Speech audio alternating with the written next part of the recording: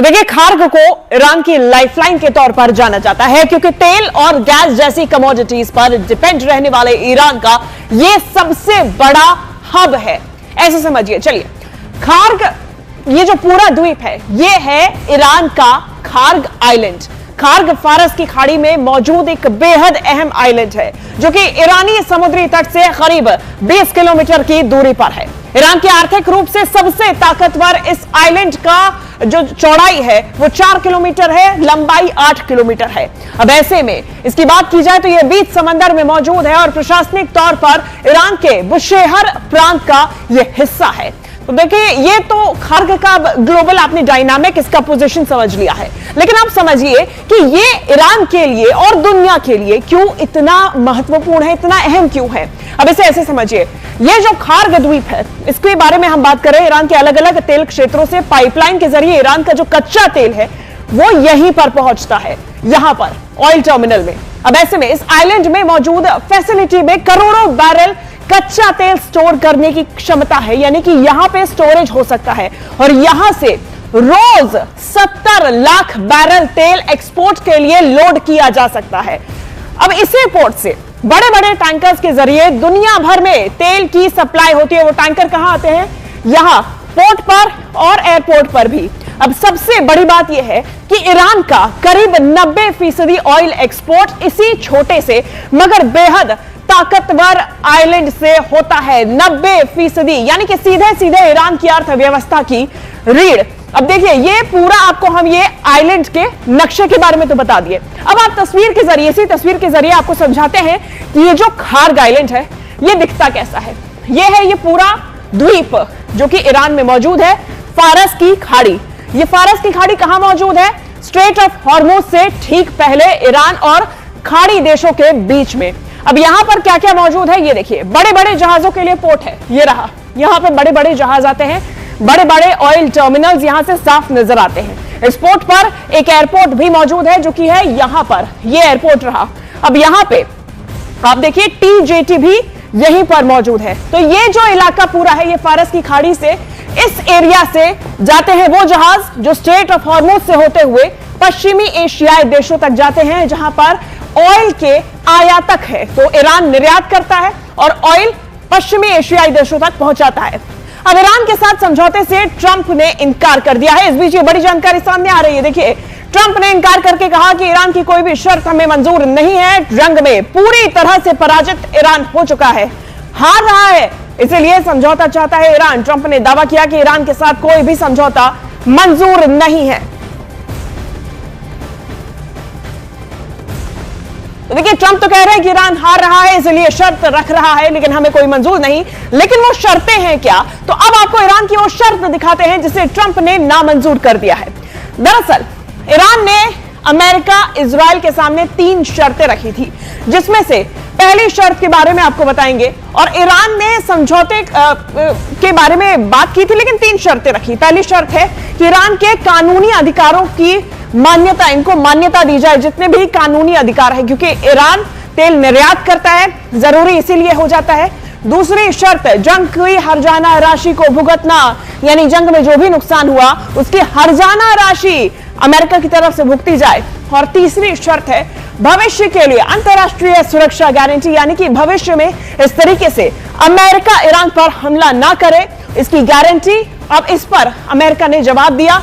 Trump ने कहा कि ईरान के साथ कोई भी समझौता मंजूर नहीं है। ट्रंप ने यह साफ कर दिया है, यानी कि फिलहाल जंग किसी भी समझौते के कगार पर आने के मुहायने पर नहीं खड़ी हुई है। इस बीच बड़ी जानकारी सामने आ रही है। यूएस इजराइल के ठिकानों पर बड़ा ड्रोन अटैक हुआ। ईरानी सेना ने एक साथ कई ड्रोन से अटैक किया। IRGC ने ड्रोन हमले का एक वीडियो भी जारी किया है और इस वीडियो में देखिए टेक ऑफ करते हुए ड्रोन्स नजर आ रहे हैं और सीधा टारगेटेड अटैक्स, यानी कि अपने टारगेट पर जाते हुए दिखाई दे रहे हैं। ये तस्वीरें यूएस इजराइल के ठिकानों पर ये बड़ा ड्रोन अटैक और ईरानी सेना ने एक साथ कई ड्रोन से अटैक किया। IRGC ने ड्रोन हमले का वीडियो भी जारी किया है। ये तस्वीरें सामने आई हैं जहां यूएस इजराइल के ठिकानों पर यह बड़ा ड्रोन अटैक हुआ है। ईरानी सेना ने एक साथ कई ड्रोन से हमला किया और IRGC ने ड्रोन हमले का यह वीडियो भी जारी किया। तो ये जो जंग है ये 2 तरीके से लड़ी जा रही है। ये जंग एक तो जमीनी स्तर पे रियल लाइफ में लड़ी जा रही है और दूसरी है रियल लाइफ की जंग, जिसमें फोटोज, वीडियोज सभी कुछ इन सेनाओं द्वारा जारी किया जा रहा है अपने सैन्य क्षमता की ताकत को दिखाने के लिए।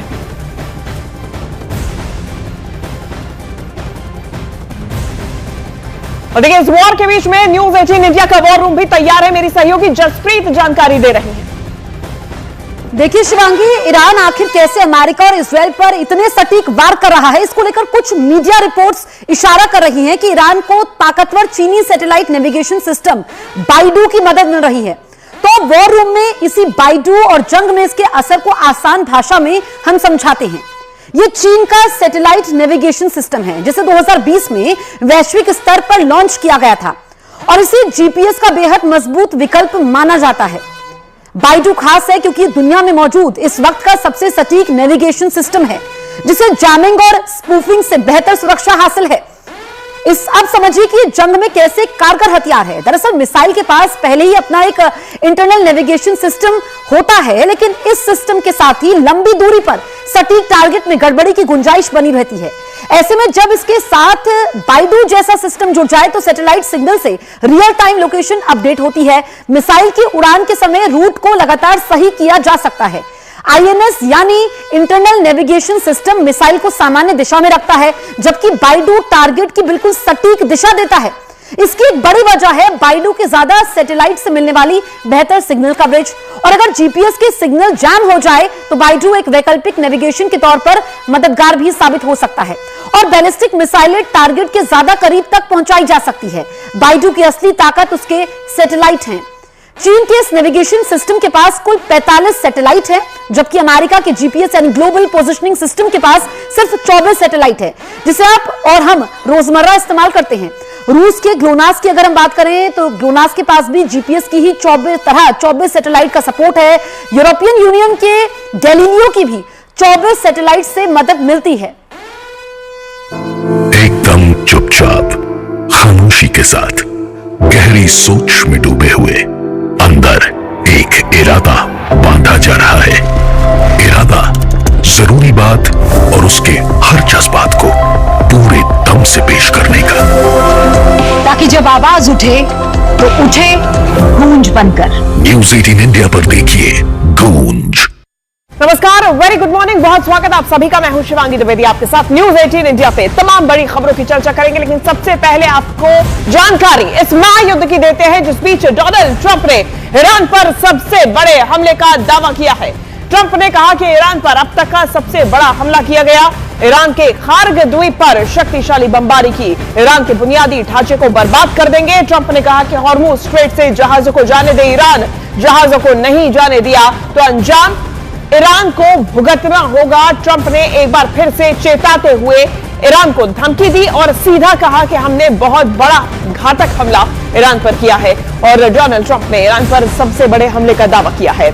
इस महायुद्ध को 15 दिन हो चुके हैं और ऐसे में ट्रंप लगातार अपनी जीत के दावे कर रहे हैं, लेकिन उतनी ही मुंह की भी खा रहे हैं। ईरान लगातार पलटवार कर रहा है। ट्रंप की तरफ से अब कहा गया कि ईरान पर अब तक का सबसे बड़ा हमला किया, ईरान के खार्ग द्वीप पर शक्तिशाली बमबारी की, ईरान के बुनियादी ढांचे को बर्बाद कर देंगे। हॉर्मुज स्ट्रेट से जहाजों को ईरान जाने दे, नहीं तो अंजाम भुगतना पड़ेगा।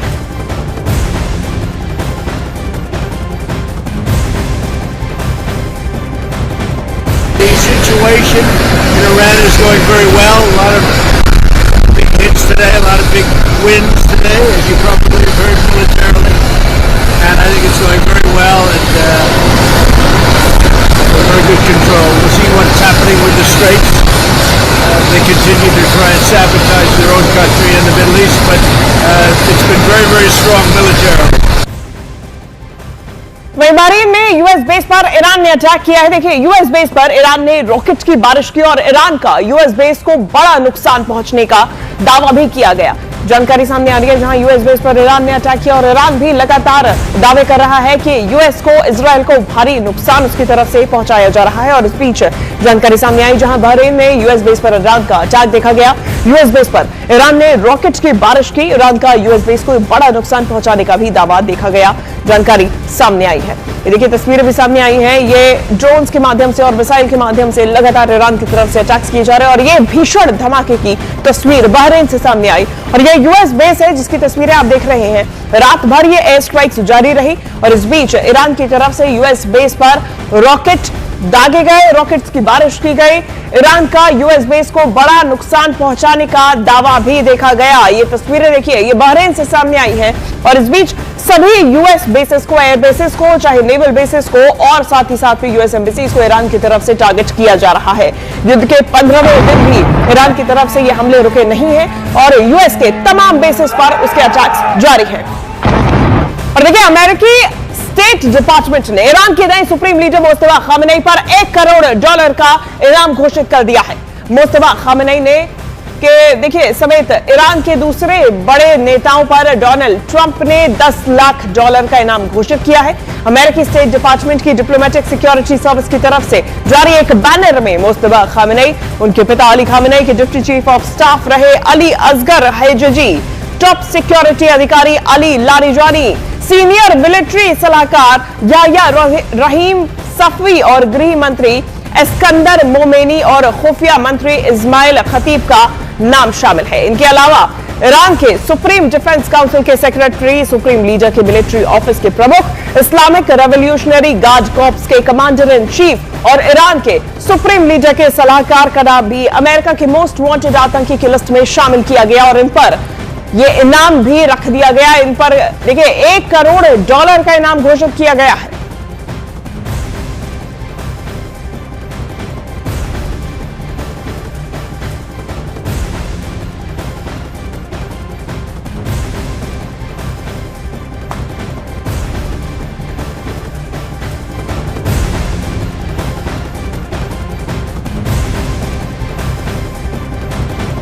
ईरान के नए सुप्रीम लीडर मुस्तफा खामेनी जो अयातुल्लाह अली खामेनी के बेटे हैं, उनके खिलाफ मोस्ट वांटेड लिस्ट जारी की गई है और $1 करोड़ का इनाम अमेरिका की तरफ से रखा गया।